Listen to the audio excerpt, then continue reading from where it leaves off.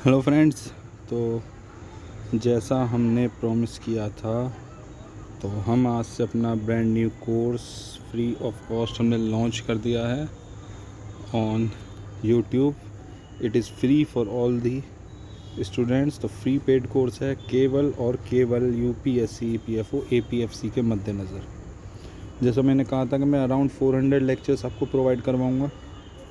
तो ठीक है, मैं ऐसा करूँगा, वैसे प्ले लिस्ट में डलवा दूँगा सारे लेक्चर्स और तो देखता हूँ सेक्शन वाइज टॉपिक्स के अकॉर्डिंग भी अलग अलग करवा दूँ। तो हालांकि देखिए, मंडे से प्रॉमिस था लेकिन 2 दिन नहीं हो पाया टेक्निकल प्रॉब्लम की वजह से। थोड़ी वाईफाई की प्रॉब्लम हो गई थी तो उस रिगार्डिंग भी नहीं हो पाया था, लेकिन अब हम रेडी हैं। तो चलिए बिना किसी देर करे अपने आज के पहले लेक्चर पर चलते हैं। पहली चीज़ देखिए, जो हमेशा हमारा एक थीम रहा है, सिलेक्शन लेना है। जो बच्चे ईपीएफओ, एनफोर्समेंट ऑफिसर और अकाउंट ऑफिसर को मिस कर गए उनके पास मौका है, और पहले से अच्छी रेप्यूटेड जॉब लेने का मौका एपीएफसी। तो सोच कर चलिए कि शायद किस्मत में हमारा अच्छा ही लिखा था, इसलिए शायद हमें एनफोर्समेंट ऑफिसर, अकाउंट ऑफिसर नहीं, हमें एपीएफसी का ही मौका मिल रहा है। तो इस मौके को भुनाना है, सिलेक्शन लेना है। सो ये हमारा आज का होगा, दिस इज़ लेक्चर नंबर 1। तो आइए शुरू करते हैं। So first, reserve bank of India. देखिए, ये टॉपिक अपने आप में इतना बड़ा टॉपिक है कि ये बहुत छोटे टॉपिक में आप इसको इसे कंसीडर ही नहीं कर सकते। इस टॉपिक की इतनी बारीकियाँ हैं, आपको बस ये नहीं जानना कि रिज़र्व बैंक के गवर्नर कौन है, डेप्यूटी गवर्नर कौन है, कब फाउंड हुआ था, कहाँ हेडक्वार्टर है। इसके अलावा बहुत सारी चीज़ हैं।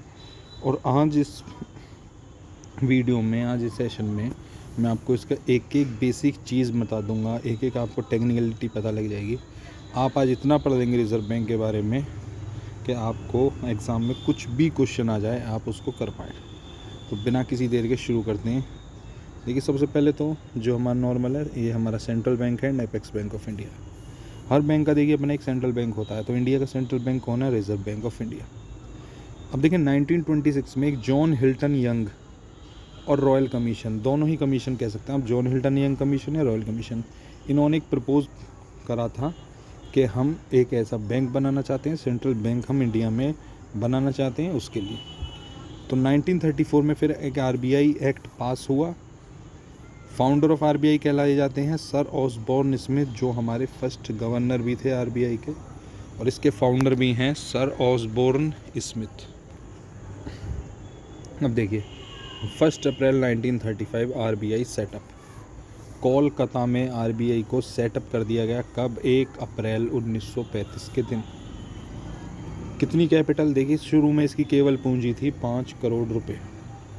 उसके बाद 1937 आरबीआई का जो हेडक्वार्टर, देखिए 2 साल तक कोलकाता में रहा था। ये क्वेश्चन बहुत इंपॉर्टेंट है। शुरू के 2 साल आरबीआई का हेडक्वार्टर रहा था कोलकाता में, लेकिन 1937 में आरबीआई हेडक्वार्टर शिफ्ट कर दिया गया। कहाँ पर?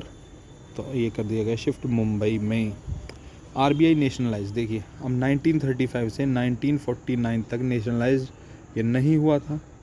तो यानी जितने भी बैंक थे जो उस टाइम थे इंडिया में, 2, 4, 5, 10, वो सभी इसी के अंडर आ रहे थे, लेकिन ये नेशनलाइज नहीं था, ये सरकारी नहीं था।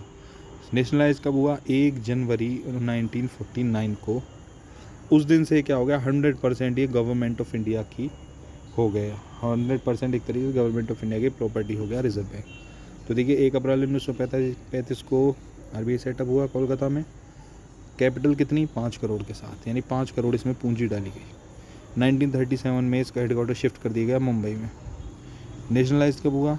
1 जनवरी 1949 को। उस दिन से ये 100% गवर्नमेंट ऑफ इंडिया की प्रॉपर्टी बन गई। अब देखिए क्या करा, अब हेडक्वार्टर तो शिफ्ट कर दिया मुंबई में, तो कोलकाता में जब 2 साल हेडक्वार्टर रहा, कुछ तो करना था। तो यानी उस हेडक्वार्टर को क्या बना दिया? RBI museum. अब ये क्वेश्चन आया था, मुझे एग्ज़ाम एग्जैक्टली याद नहीं है, शायद एसएससी या रेलवे का एग्ज़ाम था, उसमें पूछा था where is RBI museum situated. तो बहुत से स्टूडेंट उसे हेडक्वार्टर समझिए और मुंबई आंसर करिए, जबकि आरबीआई म्यूज़ियम कोलकाता में। अब देखिए, आरबीआई का लोगो और सिंबल क्या होता है? Tiger with palm tree. आपने देखा भी होगा, नहीं देखा हो तो एक बार गूगल पर डालना आरबीआई लोगो, वहाँ से आपको पता लगेगा। टाइगर, एक पाल्म ट्री पर टाइगर छपा हुआ है। आरबीआई अकाउंटिंग ईयर, पहले आरबीआई का अकाउंटिंग ईयर था जो पहले होता था वो 1 जुलाई से 30 जून, इसको हम एक साइकिल करते थे, पीरियड ऑफ साइकिल, यानी 1 साल का। अब न्यू ईयर जो है वो थोड़ा डिफरेंट हो गया है। अब न्यू ईयर क्या है, 1 अप्रैल से 31 मार्च। अब जो हमारा बैंकिंग फाइनेंशियल ईयर होता है वो उसी में ही आरबीआई का ईयर भी हो गया है, जबकि आरबीआई का पहले ऐसा नहीं था। तो देखिए ये ओल्ड ईयर था, लेकिन अब 2020-21 से ये हो गया है हमारा न्यू ईयर, 1 अप्रैल से 31 मार्च। अब देखिए आरबीआई ने अभी ये हाल ही में करा है 2021 में ही, RBI profit transfer to government of India. अब देखिए आरबीआई ने इतना प्रॉफिट, ये कौन से पीरियड करा है, ये जो है ये 1 जुलाई 2020 से 30 जून 2021 में जो प्रॉफिट आरबीआई ने कमाया वो इतना है जो उसने गवर्नमेंट ऑफ इंडिया को ट्रांसफ़र करा है। तो देखिए कितना ह्यूज अमाउंट है, तकरीबन 1 लाख करोड़ के आसपास, तो 99,122 करोड़। ये बैंकिंग के एग्ज़ाम का बहुत फेवरेट क्वेश्चन है, और ये आया भी था शायद किसी बैंकिंग में, एसबीआई क्लर्क मेंस में, आरआरबी क्लर्क मेंस में, किसी में क्वेश्चन पूछा गया था। आगे देखते हैं आरबीआई ऑफिसेज़। हम देखिए आरबीआई के कहाँ कहाँ पर ऑफिसेज़ हैं। तो सबसे पहले तो एक हेड ऑफिस है मुंबई में जो हेड क्वार्टर है। उसके अलावा 4 जोनल या लोकल ऑफिसेज़ आप कह सकते हैं, वो दिल्ली में है, मुंबई में है, चेन्नई में है, कोलकाता में। देखिए मुंबई में आप इसे ये मत समझना है जोनल, मुंबई का हेड क्वार्टर अलग है और मुंबई का जोनल ऑफिस अलग है। तो अकेले मुंबई में ही आरबीआई के 2 ऑफिसेज़ हैं, इसीलिए आप देखते होंगे आरबीआई की जो वैकेंसीज आती हैं ग्रेड बी के असिस्टेंट की, वो मुंबई में ही ज़्यादा आती हैं, महाराष्ट्र मुंबई में, क्योंकि वहीं पर इसकी ब्रांचेस ज़्यादा है इसलिए। 20 रीजनल ऑफिस हैं, इसके अलावा थोड़ा गलत प्रिंट हो गया है, 20 रीजनल ऑफिसेज़ हैं और 11 सब ऑफिस हैं। सबको कैलकुलेट करें तो अराउंड 36 ऑफिसेज़ हैं ऑल ओवर इंडिया यहाँ पर आरबीआई के। इसके आगे देखिए आरबीआई की कुछ फुली ओन्ड सब्सिडियरीज़ हैं, यानी कुछ ऐसी संस्थाएं जो जिस पर पूरा हक आरबीआई का है। जैसे आरबीआई पर पूरा हक किसका है, गवर्नमेंट ऑफ इंडिया का, लेकिन कुछ ऐसी संस्थाएं जिस पर हक केवल किसका है, तो वो रिजर्व बैंक का है। वो कौन सी हैं, पहली DICGC, deposit insurance and credit guarantee corporation, head quarter कहाँ है इसका, मुंबई में। तो देखते रहिए, पहला डीआईसीजीसी, दूसरा बीआरबीएनएमपीएल, भारतीय रिजर्व बैंक नोट मुद्रण प्राइवेट लिमिटेड। इसका हेड क्वार्टर कहाँ है, तो इसका हेड क्वार्टर है बेंगलुरु। तो डीआईसीजीसी पहली होगी, दूसरी बीआरबीएनएमपीएल, तीसरी है रेबिट। क्वेश्चन बहुत इंपॉर्टेंट, एसएससी सीजीएल 2016 और 2018 एग्जैक्ट याद नहीं है, प्रीलिम्स में रेबिट हेड क्वार्टर पूछा गया था। Reserve bank information technology private limited, head quarter is in Mumbai. अब देखिए 4 फुली ओन्ड सब्सिडरी हैं, और अगर आप देखें तो एक का केवल बेंगलुरु में है, बाकी सब के ऑफिसेज मुंबई में ही हैं। इसके आगे इफ्तास,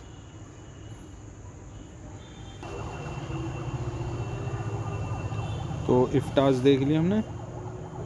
इफ्तास हैं यानी Indian financial technology and elite services. इससे पहले हो गया था यहाँ पर हमारा, थोड़ा सा भी देखिए टेक्निकल फॉल्ट हो गया था, लेकिन ठीक है।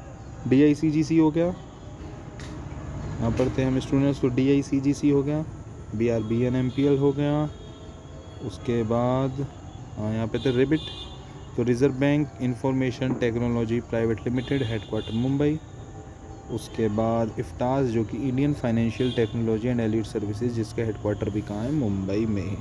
तो आप देखें तो 3 का मुंबई में, 1 का बेंगलोर, तो मेन हेडक्वार्टर्स ज़्यादातर मुंबई में ही है। म्यूज़ियम कोलकाता में। RBI autonomous institution, NIBM, national institute. अब देख कुछ इंस्टीट्यूशन है आरबीआई के खुद के, जैसे एनआईबीएम, तो नेशनल इंस्टीट्यूट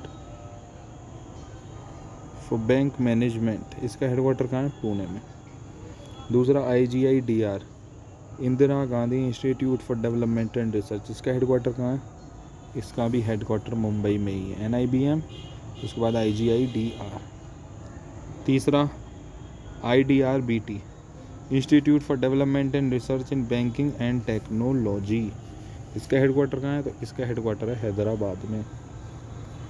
अब आ जाते हैं आरबीआई बोर्ड ऑफ डायरेक्टर। तो 3 है, देखिए 3 ऑटोनोमस इंस्टीट्यूशन है। अब बोर्ड ऑफ डायरेक्टर, 1 गवर्नर होंगे आरबीआई के, 4 डेप्यूटी गवर्नर्स होंगे, 4 डायरेक्टर होंगे जोनल और लोकल ऑफिस के। 10 डायरेक्टर अपॉइंट करेंगे कौन? Government of India. 2 director appoint करेगा कौन? Ministry of Finance. तो टोटल कितने बनते हैं यहाँ पर हमारे? 21। अब आप खुद देखिए 36 तो ऑफिस हैं, तो बोर्ड ऑफ डायरेक्टर भी ज़्यादा होंगे, तो 21 है कम से कम। अब देखिए डायरेक्टर का टेन्योर होता है 4 साल का, और गवर्नर और डेप्यूटी गवर्नर का टेन्योर होता है मैक्सिमम 5 ईयर्स। पहले देखिए ज़्यादा था कुछ, वो भी मैं आपको आगे बताऊंगा, लेकिन अब मैक्सिमम टेन्योर 5 ईयर्स होता है। आरबीआई गवर्नर सबसे इम्पोर्टेंट, अब यहाँ पर हम पॉइंट पढ़ने वाले हैं आरबीआई के गवर्नर्स। देखिए पहले गवर्नर, और जिन्हें हम फाउंडर भी बोलते हैं, सर ऑसबोर्न स्मिथ 1935 से 1937 तक ये गवर्नर रहे, फाउंडर भी यही हैं। Second governor of RBI sir James Taylor. Sir James Taylor second governor of Reserve bank of India. अब देखिए थर्ड गवर्नर, और जो कि फर्स्ट इंडियन भी थे। बहुत फेवरेट क्वेश्चन है, बहुत फेवरेट क्वेश्चन है बैंकिंग, एसएससी, रेलवे, ज़्यादातर एग्जाम्स का, इनफैक्ट यूपीएससी में भी बहुत पूछा जाता है। सीडी देशमुख, और टेन्योर भी पूछ लेते हैं 1943 से 49। अब एक चीज़ देखना, अब आपसे वो ये चीज़ अगर क्वेश्चन पूछे आरबीआई नेशनलाइज कब हुआ था, तो हमने पढ़ा है 1 जनवरी 1949। अब वो आपसे ये भी पूछ सकते हैं कि आरबीआई नेशनलाइज किस गवर्नर के टेन्योर में हुआ था, तो उसका आंसर भी सीडी देशमुख ही होगा। ये क्वेश्चन भी आप अगर आपसे पूछ ले तो इसका आंसर भी सीडी देशमुख ही होगा। ठीक है, चलिए, तो लॉन्गेस्ट ड्यूरेशन ऑफ गवर्नर कौन है? Benegal Rama Rao, approx 8 years. तो देखिए यही था। अब बेनेगल रामा राव तकरीबन 8 साल तक हमारे गवर्नर रहे थे। तो यही था जो मैं आपको पहले बता रहा था कि पहले ज़्यादा भी हो गया था कुछ, लेकिन अब इतना नहीं होता। आगे देखें shortest duration of governor, Amitabh Ghosh केवल 21 दिनों के लिए रिजर्व बैंक के गवर्नर रहे थे। इसके अलावा कुछ इंपॉर्टेंट देखें तो 23rd गवर्नर ऑफ आरबीआई कौन रहे थे? रघुराम राजन, जो काफ़ी इनका नाम सुर्खियों में रहा था उस time. 24th governor of RBI कौन रहे थे? उर्जित पटेल, इनका नाम भी आपने काफ़ी सुना होगा, रघुराम राजन को रिप्लेस करा था इन्होंने। उसके बाद प्रेजेंट में कौन है? 25th गवर्नर हैं ये शक्तिकांत दास, जो अभी तक 2018 से ऑनवर्ड्स अभी भी कंटिन्यू चल रहे हैं। उसके अलावा एक क्वेश्चन जो बनता है, डॉक्टर मनमोहन सिंह, जो हमने भी पढ़ा अभी तक, एक लौते प्रधानमंत्री जो आरबीआई गवर्नर रहे हैं वो डॉक्टर मनमोहन सिंह जी ही रहे हैं 1982 से 85 तक। और ये क्वेश्चन बहुत इंपॉर्टेंट है, किसी एग्ज़ाम में पूछा भी गया था कि मनमोहन सिंह कौन से गवर्नर थे आरबीआई के, तो answer is 15th governor of RBI was doctor Manmohan Singh. तो फिलहाल आरबीआई के डेप्यूटी गवर्नर्स कौन कौन है? तो MK. Jain, Michael Patra, Rajeshwar Rao, T Ravishankar. बहुत इंपॉर्टेंट क्वेश्चन है, ऐसे भी क्वेश्चन पूछ लेते हैं। 4 ऑप्शन दे दिए और आपसे ये पूछ रहा है कि इनमें से कौन आरबीआई के डेप्यूटी गवर्नर नहीं है, तो हो सकता है 3 इन्हीं में से हो, एक अलग हो, ऐसे भी कर लेते हैं। तो चारों नेम आपको बिल्कुल याद होने चाहिए, MK. Jain, Michael Patra, Rajeshwar Rao, T Ravishankar. या तो सर नेम से याद कर लीजिए, जैन, पात्रा, राव, रविशंकर, या फुल नेम।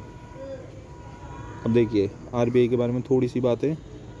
तो आरबीआई क्या है? आरबीआई सेंट्रल बैंक है और एपेक्स बैंक है इंडिया का, वो तो हमने पढ़ ही लिया। RBI is regulator of banking and financial system. अब देखिए भारत के बैंकिंग और फाइनेंशियल सिस्टम को कौन रेगुलेट करता है? सीधी सी बात है, जो सेंट्रल बैंक होगा, जो एपेक्स बैंक होगा, और वो कौन सा है? आरबीआई। तो आरबीआई ही करेगा।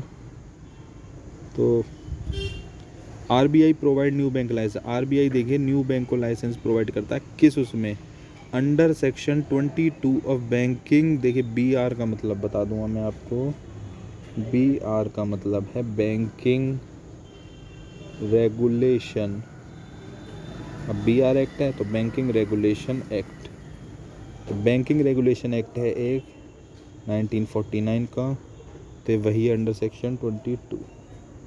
अब आरबीआई कैंसिल भी कर सकता है किसी बैंक का लाइसेंस, तो वो किस में कर सकता है? Under section 11(1) read with section 56 of banking regulation act 1949। बहुत इंपॉर्टेंट है दोनों ही पॉइंट्स। आगे देखें, आरबीआई देखें मनी करेंसी को इशू भी करता है, वो किस में करता है? तो under section 22 of RBI act 1934। अब यहाँ बैंकिंग रेगुलेशन मत देख लेना, यहाँ आरबीआई एक्ट है 1934 का। आरबीआई प्रिपेयर करता है मॉनेटरी पॉलिसी, जो आगे बताऊंगा कभी आपको। RBI is called bankers bank, तो ये क्वेश्चन था, who is called bankers bank. ठीक है, इसमें 4 क्वेश्चन हमारे ऑप्शन थे। 2 ऑप्शन जिसमें सबसे ज़्यादा स्टूडेंट कन्फ्यूज़ होते हैं वो आरबीआई और एसबीआई। उसके अलावा 2 ऑप्शन में तो आप कर सकते हैं, लेकिन आरबीआई और एसबीआई में स्टूडेंट सबसे ज़्यादा कन्फ्यूज़ हुए थे। बहुत से स्टूडेंट ने एसबीआई टिक करा था, जबकि एसबीआई आंसर नहीं है, answer is reserve bank of India. तो RBI is bank agent and advisor of government. इसके अलावा आईएमएफ इंटरनेशनल मॉनेटरी फंड में इंडिया का एजेंट कौन है, वो भी आरबीआई है। RBI is known as lender of last resort. अब इसको देखिए, लेंडर ऑफ अब ये भी क्वेश्चन पूछ सकते हैं, who is known as lender of last resort, तो उसका आंसर भी क्या होगा, रिजर्व बैंक ऑफ इंडिया यानी आरबीआई। उसके अलावा देखिए आरबीआई के कुछ ट्रेनिंग सेंटर्स हैं। आरबीआई एकेडमी है मुंबई में, अब देखिए ज़्यादातर मुंबई में ही इसको आपको मिल रहा है। उसके अलावा रिजर्व बैंक स्टाफ कॉलेज जो कहाँ है, ये चेन्नई में है।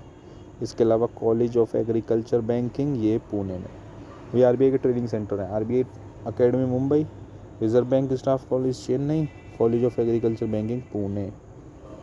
तो ये था। देखिए अब आपको इसी सेशन से आरबीआई के बारे में कितनी इन्फॉर्मेशन मिली होगी, अब आप खुद देखिए आपको क्या इतनी इन्फॉर्मेशन थी आरबीआई की।